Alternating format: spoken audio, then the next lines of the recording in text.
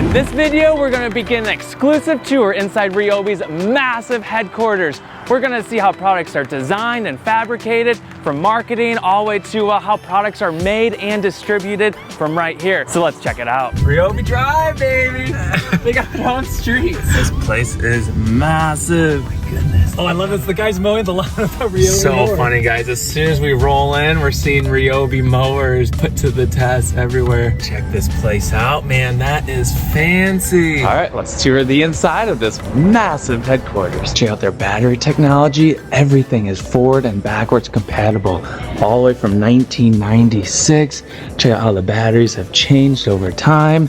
So cool. And check it out, I made it on the screens. This is their TDI Tektronics Design Lab, where their products are basically invented. This is so cool. They've made over 400 tools total and this is about 200 of them. Look at this, it beats my garage just a little bit. So this is fully 3D printed, a few parts and pieces assembled. Here I got to talk with Raquel, an industrial designer, who showed me the actual drawings and CAD files of that cordless vac I recently reviewed. She basically designed the thing. It was so fascinating hearing of all the layers of iterations and back and forth with engineering, branding, and so many teams of people to create a product. Just so much attention to a million little details. And Ryobi makes a lot of products. This place is awesome. This is where they do rapid prototyping. These are like 3D printer machines where the designer can hand off a file at night, and then the next morning he comes in and one of these suckers is printed off. He can feel the ergonomics. I mean, this is good quality print. This room is super cool. The level of detail on these like 3D prints is just amazing. It feels so good and realistic in hand. It's amazing that they can feel it, CG, all that sort of stuff, and like, make little tweaks here, and it's just so rapid. I love it. Check out some of these different materials that they can do. Oh. We gotta leave that in. They got really soft, bendable. Look at these rubbers and stuff. Super flexible. All right, so what would you guys like the chef to make you today? Hey, this place doesn't look too half bad to work. Check out this cafeteria. And they even have a Starbucks as well. And they also have a chef that's on hand and custom making a menu, something new every week. Oh, you guys wanna do a little workout midday? Oh man.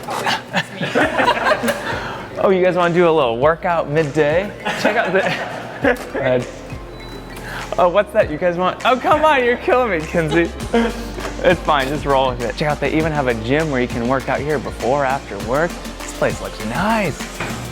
Welcome to the garage of the future. This is where they can see how their products will look in your garage or someone else's garage, how it fits with all the other pieces. So they have it broken up by category in here, and something that I'm just really impressed and constantly blown away by is the vast variety of products all under that Ryobi name. And basically 1 or 2 batteries, 18, 1 plus or 40 volt, they all are cross compatible, working from one small hand tool to something big. That's always really cool to see. All right, next up is their top secret battery labs. No one has ever gotten in here before. Hurry, come on. Help. So here I'm inside their advanced engineering lab. There's some really cool testing that they do. This machine is testing materials, doing some super precise pushing and pulling, impact testing, going into the sound chamber, and I think you might hear a little bit of a sound difference.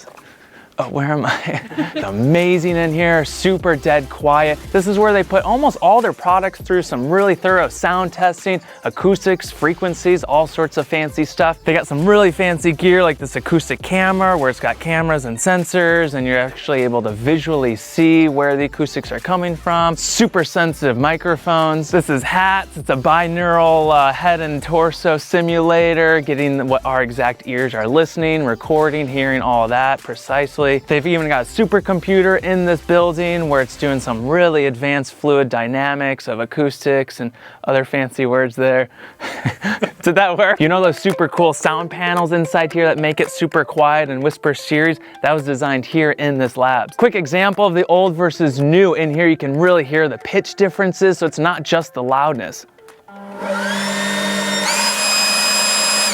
There's the old, a little whiny. Ooh, low and manly, I like it. And also what I really appreciate is they're not just focused on making things quiet, because then you could just make things really weak and slow, but they're making sure that the sound Whisper series is also in their most powerful products. Now this one gets me really excited. Behind me in this non-discrete building is where Ryobi's internal video production team has one of their studios. There's some really cool gear inside, so come on, let's check it out. This is one of their production vehicles. Just check out all the gear, grip heads, all that sort of fancy stuff to make their high quality commercials and all that stuff. All right, over here is one of their photo studios. We were snapping some pics earlier for them. They got massive soft boxes and all sorts of infinity white background.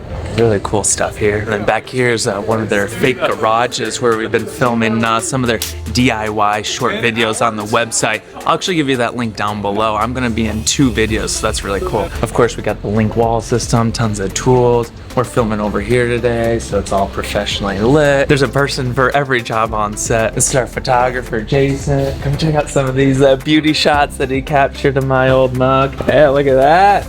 Pretty sweet, nice. Now this is the brand marketing department. This is where my best friends, the influencer team, and everyone else hangs out and works. Now we have to pixelate everything because there's a lot of top secret stuff in here, but let's go back to the little filming studio and ask a couple questions. So this is the social media studio. It's really cool back here. They got lights, teleprompter, some camera. They got all sorts of tools over here for their quick and nimble filming and stuff. So sometimes they're gonna shoot, edit, and post on the social media same day. We got Brian here. He is head over over the TikTok and YouTube channel for the Ryobi social media team. This is a pretty cool, fancy social media studio back here. You can make some great content, which they do. Yeah, we've made a few videos in here, YouTube's, TikToks, Instagram, so yeah, it's gone to good use. Come on back into my studio, check it out. Thank you for having me. Yeah, so a couple questions for you, Brian. So when did you start your TikTok and what's it grown to and how'd you do it? So we officially started our TikTok a little over a year ago, last Father's Day,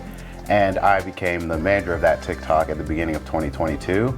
And at that time, we had about 20,000 followers or so, and since then, in the last 8 months, we've grown to about 270,000. How does it feel to be able to like represent such a massive brand, but then still kind of like have that young edginess, creating cool content and not, being afraid to having it not be polished and such? So I'd say there's a lot of pressure when it comes to this brand being as big as it is, but at the same time, that's a big motivating factor, being able to have them put their trust in me to push the envelope and kind of be that progressive person in that social media space. And so I think it's cool that they recognize that the younger generation definitely has a strong hold on social media, and be able to have that trust backing me, I think is a great opportunity. That's awesome. This is like the main social media team that I am honored to work with, and they're just, no one's here's over 30. They're young, they're agile, and yet they're pushing millions of views every month on the social media. So this is the magic team, and it's been so fun being able to collaborate with them and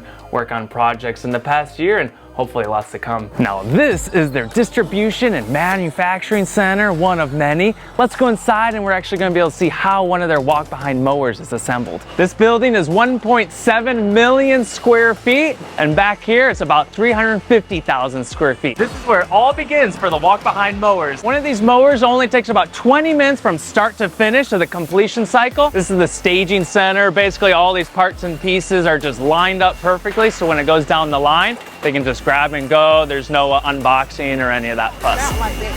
All right, we're gonna tighten down the bolt that holds on the blade, and you should see the light turn green, making sure that it's tightened to perfection. I'm holding up the line. There we go. And then red. All right, ready? Here we go. Red. So do it again. There we go. Green, we can move it on now. Nice, thanks guys. One of the coolest things I heard is that they have an ongoing weekly meeting with the design and engineering teams that come down here to the manufacturing, since they're just across the street, and they're looking at production lines and looking for efficiencies and how they can improve that on the product, on the assembly line, and then ultimately for the end consumer. One thing that I always love is the efficiency, and you can see the charts behind me that each line, they're tracking the efficiency, any hiccups along the way, are they hitting the goals? It's all tracked down to the T, just looking for those ways of improvement. As you can see, every unit coming down the line is getting plugged in. They're testing RPMs, blade height, all those sort of checks to make sure that it's good quality, and then it gets box up. So they're actually using a little bit of robot automation. We've got stacking of pallets of the product and then also wrapping it up before shipping it out. Check this out, over 1.3 million square feet just in this one distribution center. There is so much expanse, it's almost impossible to show it on camera. Even got a little basketball court here. You gotta have those healthy breaks. So there we have it, guys. What an awesome tour. Huge thanks to Ryobi for having us out. So now you have a better idea of all that goes into making those Ryobi products that you love. Until next time, let's live authentic.